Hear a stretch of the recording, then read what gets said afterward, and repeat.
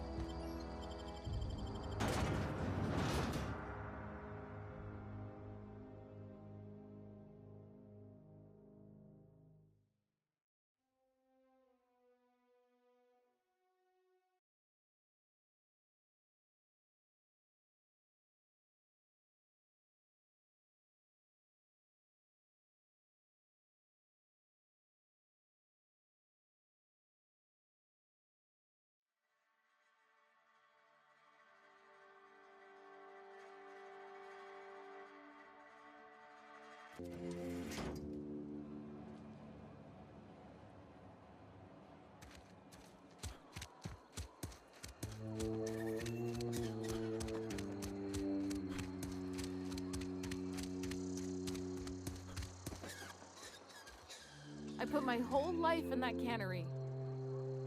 Oh, it's you. Reed told me I should be expecting you. He's inside.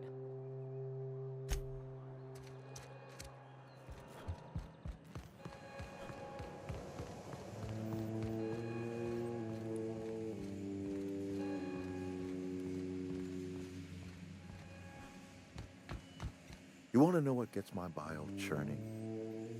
Edgewater has suffered a cavalcade of disasters, plague, marauders, desertion. Then you wandered in town.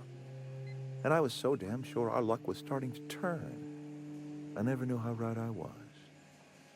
Just answer one question for me. Why'd you do it?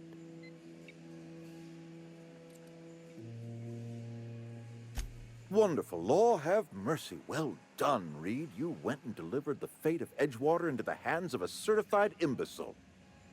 Whatever you were hoping to find down here, I advise you to turn around and leave. I have got guards posted with orders to fire on you.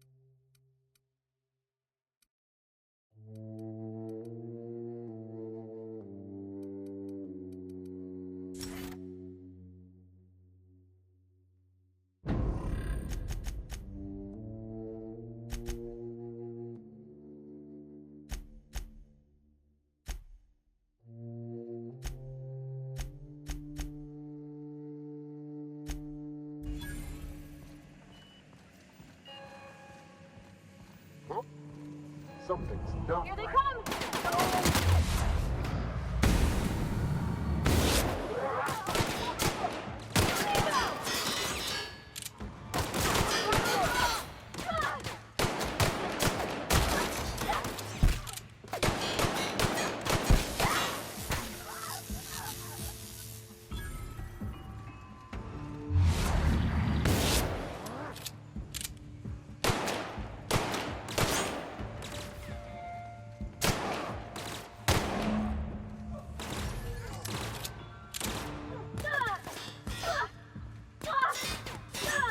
That's the last of them!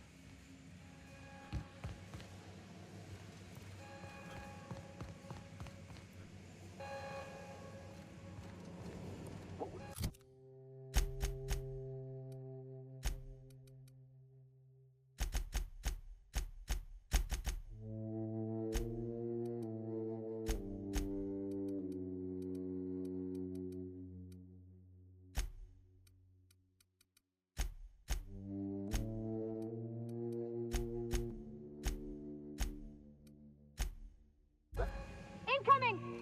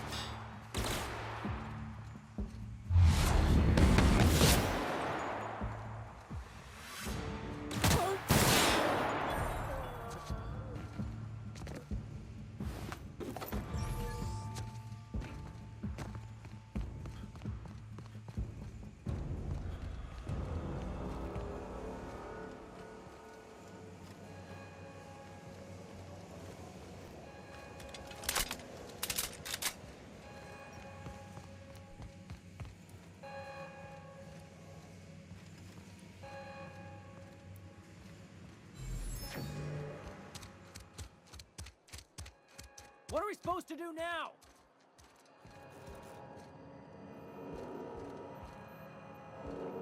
Is Reed hiding in there?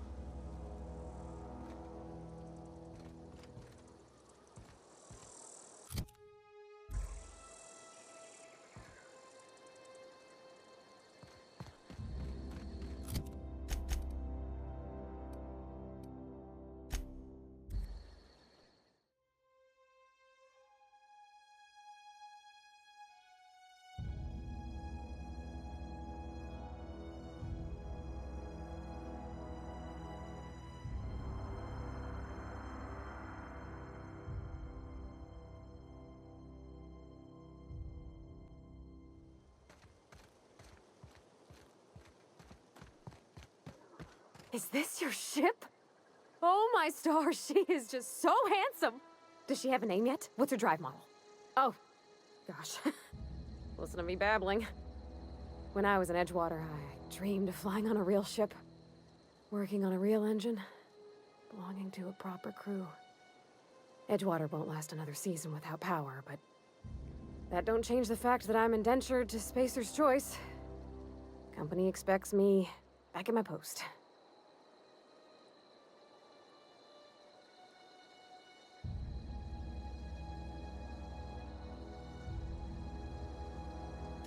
I have imagined it, but until you came along, I never thought I had the choice. I want to ask you something, and you can say no. But can I come with you? I could tend to your engine. I know my G-valves for my catalyzers, and I can keep your ship singing. And if you ever need a pair of eyes watching your back, I can do that too. What do you think?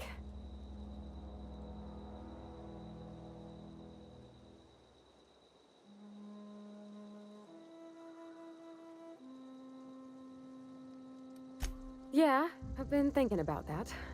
I never got along with Mr. Thompson, but I don't think he deserved to die. He tried to do his best.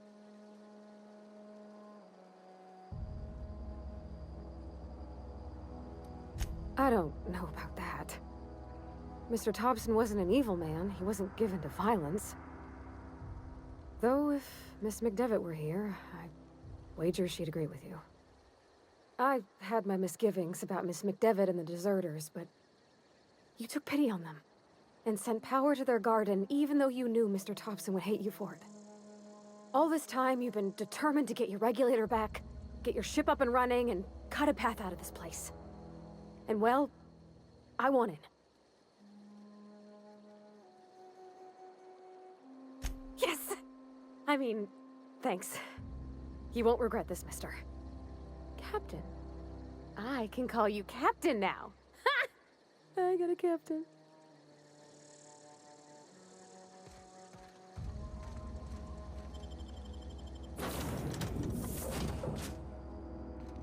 Well, I certainly am looking forward to flying on a ship named the Unreliable. I'll just head upstairs and claim a room. I find myself marveling at the complex simplicity of the Fibonacci spiral.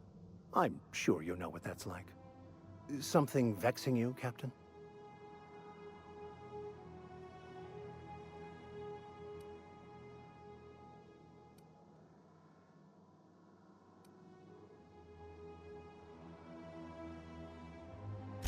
I've been thinking on that. There's a former infamous philosopher scholar who fled Terra 2 some years ago. He's an expert on Baconu. He's also who told me of the journal's presence in Emerald Vale. If anyone in this colony could translate that book, it would be him. That's a good question. We should start on the Groundbreaker. It's where I'd go if I wanted to get off Terra 2. Great place to pick up a ride to Hephaestus, Scylla, even Monarch. All I need is access to a data cartridge from the security terminal. Their easily hackable system keeps a registry of all crew manifests for both arrivals and departures.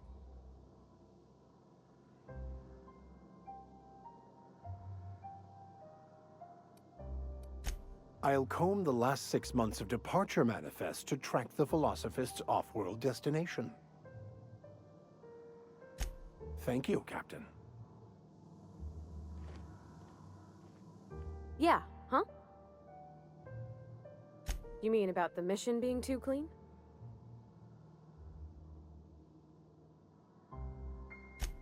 I know, but Vicker says the universe is a machine, that it runs by law. Real machines have gunked up oil, scratches, and worn bits. You can tell they've seen handling, been used by folk. The machine Vicker sees is one ain't never been run. It's not for people to live in. It's something on a museum shelf, under glass.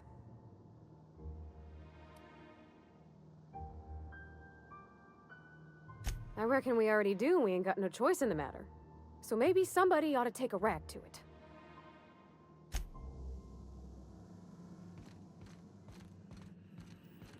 Captain, I have detected that the town of Edgewater is now without power. I appreciate you doing your part to hasten their demise. What can I do for you, Captain? Do you know how to install a power regulator? Outstanding, Captain. Your aptitude for engineering will prove invaluable in the event of another catastrophic engine failure. Our engine room is located behind you. Across the cargo bay, up the ladders.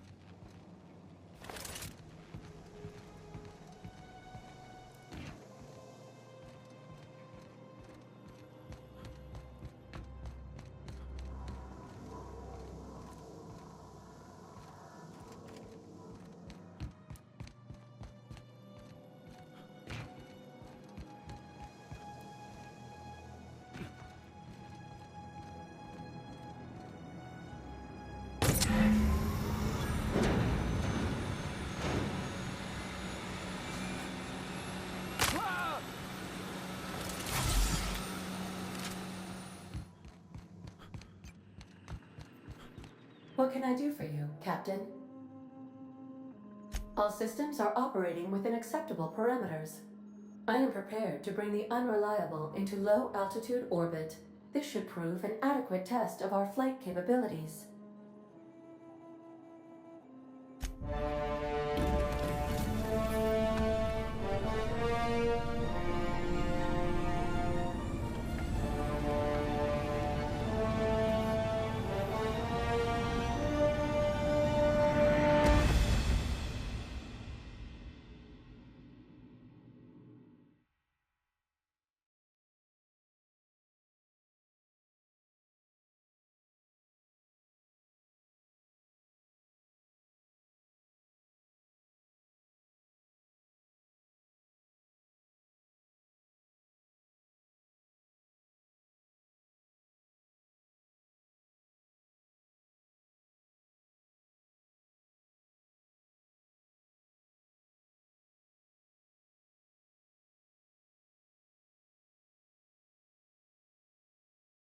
We have received a communication request from Dr. Phineas Wells.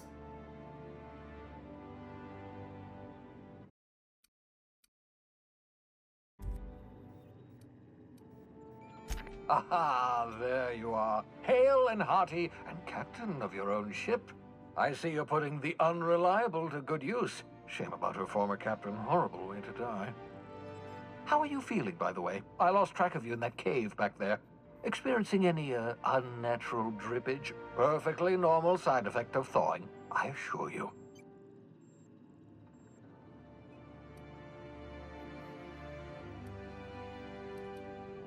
What you saw in Emerald Vale is happening all across the colony.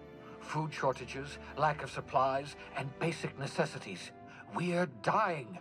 The chairman, the minister, and all their lackeys on the board are to blame. The Hope has some of the brightest minds Earth ever sent us. If we can revive the Hope's colonists, they can help us undo the board's mistakes. They can help us set things right.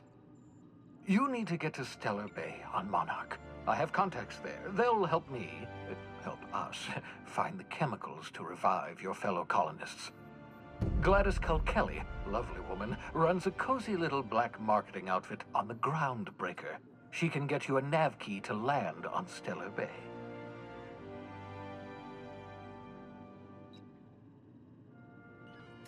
Excellent. I'll send her a wireless. Let her know you're coming. By the way, I gave Captain Hawthorne a disguise apparatus of my own design. Cutting-edge technology, years ahead of its time. I call it the holographic shroud. I'm sure it will prove remarkably useful to you. You'll find it in the captain's quarters. Wrong matter of shroud, my slow-witted accomplice. This is, how to put it simply, a device that makes you look different, sound different. Briefly. The device has its limits, but it will allow you to blend in perfectly, and probably won't jeopardize your ability to have children. Will it? No, definitely not. Probably, yes. Very simply, the holographic shroud uses biometric information contained on standard identity cartridges to generate a holographic projection around you.